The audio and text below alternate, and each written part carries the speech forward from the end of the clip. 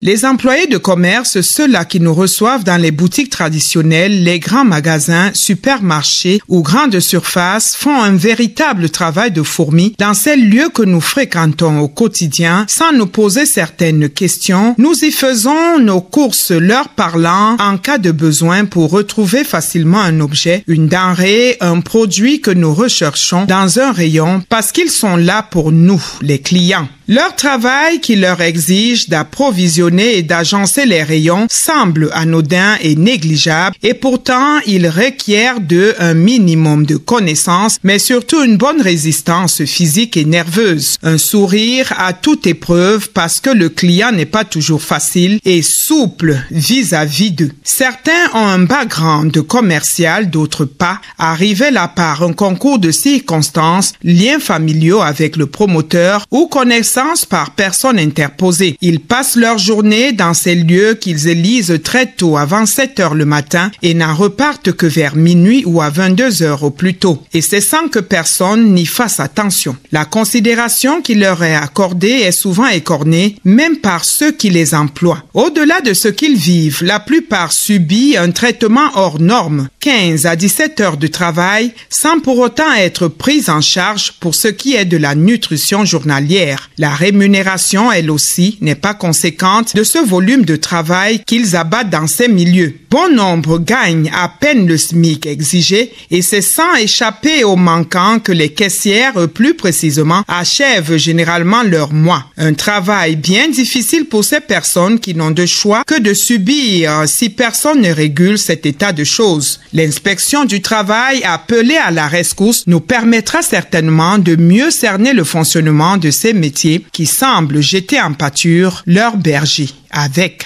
Madame Ekwesa Elvin, épouse Kwamo, vous êtes inspecteur régional du travail du centre. Merci d'avoir accepté notre invitation. Êtes-vous au fait de cet état de choses que nous décrions dans notre chronique? Merci pour la parole donnée. Nous sommes au courant de tout ce qui se passe dans les entreprises et c'est ce qui est à l'origine des contrôles que nous effectuons le plus souvent dans ces entreprises pour avoir une idée des conditions de travail et savoir quelles sont les difficultés auxquelles sont confrontées ces entreprises et voir dans quelle mesure nous pouvons les aider. Permettre également d'avoir une idée de ce que vivent les travailleurs au quotidien et fournir les conseils nécessaires à leur épanouissement. Alors, vous parlez de contrôles réguliers. Les résultats de ces contrôles, c'est quoi? Puisque ces personnes continuent de subir ce qu'elles vivent dans ces espaces. Il faut déjà noter que en ce qui concerne le travail, c'est une relation entre deux personnes. L'une des personnes qui est le travailleur et l'autre qui est l'employeur. Donc lorsque ces deux personnes s'accordent dans un certain nombre de clauses pour permettre aux uns de travailler et d'autres de superviser le travail, il est parfois difficile de voir dans quelle mesure on peut les séparer parce que nous nous rendons compte qu'il y a des difficultés en entreprise, mais allons nous demander aux travailleurs d'abandonner son travail. Pour autant, ce n'est pas toujours évident. Donc tout ce que nous essayons de faire, ce n'est que de donner des conseils aux chefs d'entreprise pour leur permettre d'améliorer les conditions de travail. Est-ce que ces gens sont sous contrat? Comment est-ce que ça fonctionne, ce métier? Les personnes, pour la plupart, sont sous contrat, mais vous savez, notre législation est aussi, je dirais, un frein à l'épanouissement de ces travailleurs parce que notre code du travail autorise le contrat verbal. Et avec le contrat verbal, il est parfois difficile de savoir quelles étaient les clauses de départ. Généralement, c'est la parole de l'un contre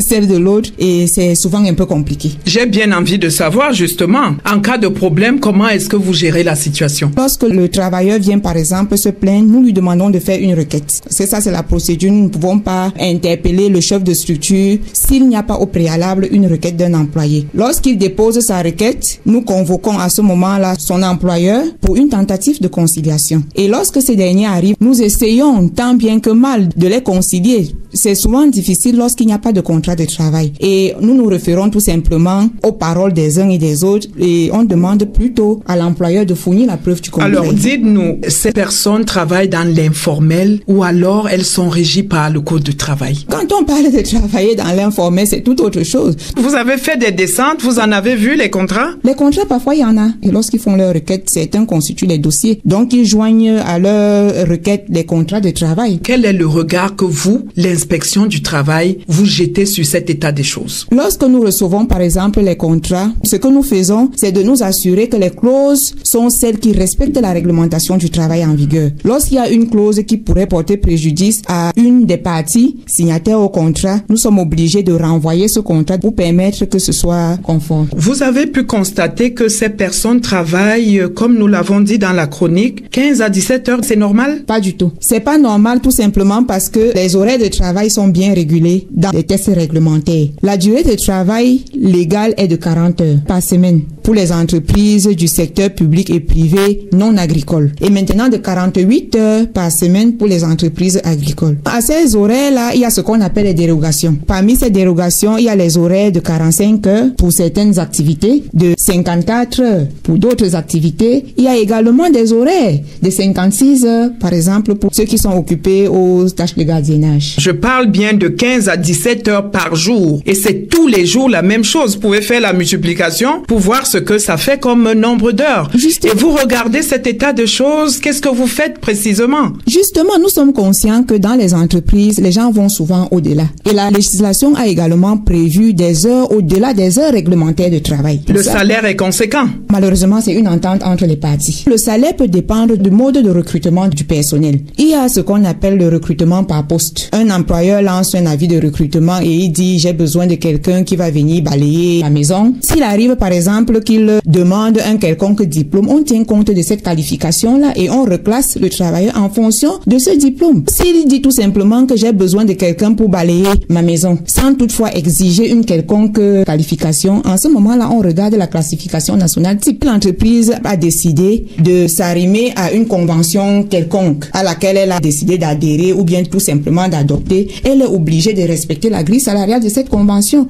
Mais à défaut, il est permis à tout employeur d'avoir une grille salariale qui lui est propre. Et en ce moment-là, il classe le travailleur avec le salaire de base conformément à la grille salariale qu'il a. Est-ce qu'il vous est arrivé d'interpeller les promoteurs de ces commerces? Le plus souvent, oui. Il est bien vrai que heures supplémentaires compris, un travailleur ne doit pas travailler plus de 10 heures par jour. Ce qui rend la durée du travail à 60 heures maximum par semaine. S'il arrive que le travailleur aille au-delà, ces delà peut être des heures supplémentaires et qui sont calculées et devront être payées conformément à ce que prévoit. Vous pensez vraiment que c'est payé, madame? Nous vivons tous cet état de choses que nous décrions. Parlons de la réalité. Parfois, c'est payé. Vous êtes l'inspection du travail, on s'adresse à vous. C'est quand même un traitement parfois inhumain. Je n'irai pas jusqu'à le dire. Nous menons des enquêtes qu'il faut, des enquêtes d'usage. Mais maintenant, il y a des entreprises qui ne le font pas.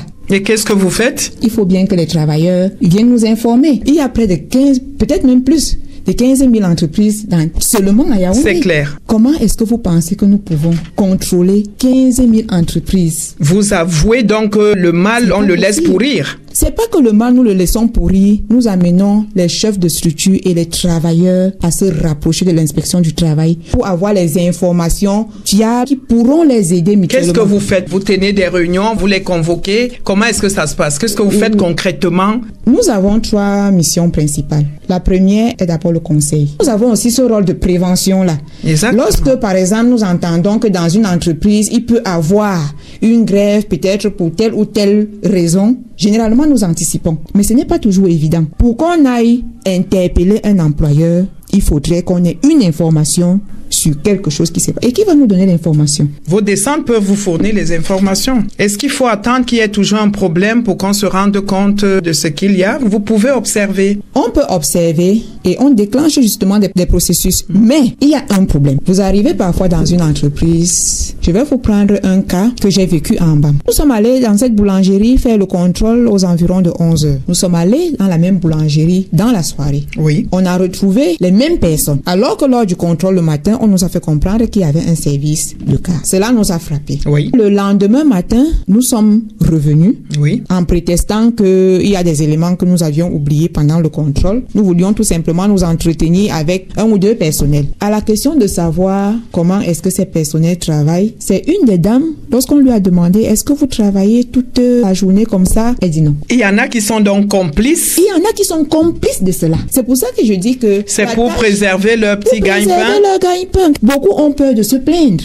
Beaucoup préfèrent vivre ces situations-là et ne viennent se plaindre que lorsqu'il y a déjà rupture. Parce que la vie est dure. Parce que la vie est dure. Et nous les comprenons. Quand ils viennent même se plaindre de ces conditions à l'inspection du travail, la question que moi particulièrement je leur pose souvent, est-ce que vous avez autre chose à faire? Comment est-ce que vous allez nourrir vos familles? On comprend aussi les entreprises qui parfois n'ont pas toujours les moyens de payer les personnels comme il se doit, mais tout dépend tout simplement de l'entente. Je n'ose pas évoquer la CNPS. C'est une autre paire de manches. C'est une autre paire de manches. C'est vraiment sans lendemain. Et c'est pour ça que nous leur disons toujours, c'est pas parce que le travail est dur que vous n'allez pas quand même venir à l'inspection chercher les informations en ce qui concerne votre carrière. Vous avez l'occasion de leur parler. Nous allons sortir par là. En ce qui concerne l'immatriculation déjà à la CNPS, le paiement des cotisations, que chaque travailleur sache que c'est à son avantage de se faire immatriculer. Parce que je peux vous rassurer, madame, qu'il y a des travailleurs qui refusent, tout simplement parce qu'ils estiment que le petit pourcentage, les 4,2% qu'on va retirer de leur salaire là, relativement à leur pension, est assez. Et du coup, ça conforte beaucoup de chefs d'entreprise. C'est ça. Mais malheureusement, lorsque ces travailleurs ont un accident peut-être qu'on ne souhaite pas, du travail surtout, il est pratiquement impossible pour la CNPS de les prendre en charge, tout simplement parce qu'ils ne sont pas immatriculés, parce que les cotisations ne sont pas payées. Et dans le conseil? Le conseil, c'est tout simplement d'amener les chefs de structure déjà à respecter la loi qui est d'immatriculer chaque travailleur au plus tard 8 jours après son embauche. Et qu'il sache que même le travailleur à l'essai doit être immatriculé à la CNPS et dès le premier mois de salaire, ses cotisations sociales doivent être payées. Le message que je pourrais adresser aux chefs d'entreprise est celui de respecter la loi. Puisque c'est à eux, lorsqu'il y a différent de travail, d'apporter la preuve du contraire de ce que dit l'employé. Aux employés, qu'ils sachent aussi que, bien qu'ils soient les plus faibles, mieux ne peut se prévaloir de sa propre turpitude. Venez à l'inspection du travail et renseignez-vous sur votre carrière. Voilà qui est dit, Madame Ekwesa Elvine, épouse Kwamo. Vous êtes inspecteur régional du travail du centre. Vous avez accepté d'honorer cette invitation. Merci d'être passé. C'est moi qui vous remercie, madame.